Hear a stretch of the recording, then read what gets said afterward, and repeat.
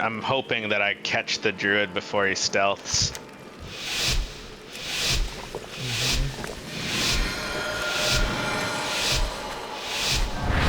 Let's get it.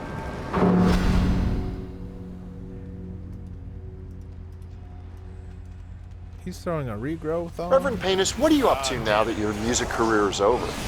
Now I'm a minister. I teach people the good book. I read from the good book, and I teach that you should spank your children, you should spank your wife, you should spank your animals, pets, if they do you wrong. If a neighbor does you wrong, why do you go over there and you give them a good, put them over their knee and give them a good red behind in the name of the Lord.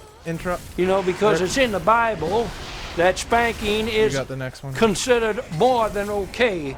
In fact, Jesus knows that, and he would have spanked every. My God, if they hadn't nailed his hands to that cross, the spankings that he would have given to them Roman soldiers, he would have laid every one of them right over his knee, right up on that cross, and made their cheeks nice and red. And I teach that, and it's in the Bible. You can read it. I've never read the Bible, but I have broken it down and studied it. Jesus was a short man, 4'2", and he had a lisp and high-pitched voice. He used to giggle a lot, all the time, and play practical jokes, too. Yeah. And he did spank the apostles. What do you think of your boys' songs? Yeah, I don't recognize it quite as much as my kind of music. I don't quite rightly know what kind of music you call it, but they're continuing on a tradition of songs that I started with my own hit song, Country Spank, that I recorded in the studios next to Sun Studios. Elvis Presley was in the next room over. I was in the next studio next door, Nickel Studios. Mr. Nickel ran them, and he only charged a nickel. That was a bit of an irony that no one ever realized at the time. It was only later, upon retelling it, that people thought, isn't that queer? And in my recent sermon, I talked about that.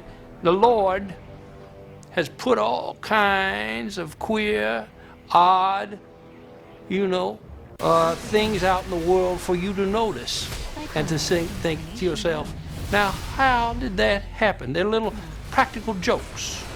And I believe Jesus Christ is the greatest practical joker of all time. And if you've ever seen one of those prop comics who puts a toilet seat around his neck and, and says, oh, I'm a peeping Tom, this is the best seat in the house. That's Jesus. That's what he would do, and that's what he does with the world. He's always playing tricks. It's in the Bible somewhere. I don't read the Bible. I believe it's blasphemous to read the Bible. It's God's word. It's his book for him, by him. It's none of my business. It's none of your business. You put it in that drawer and you shut that drawer. You don't read it. It's a good one. Yeah.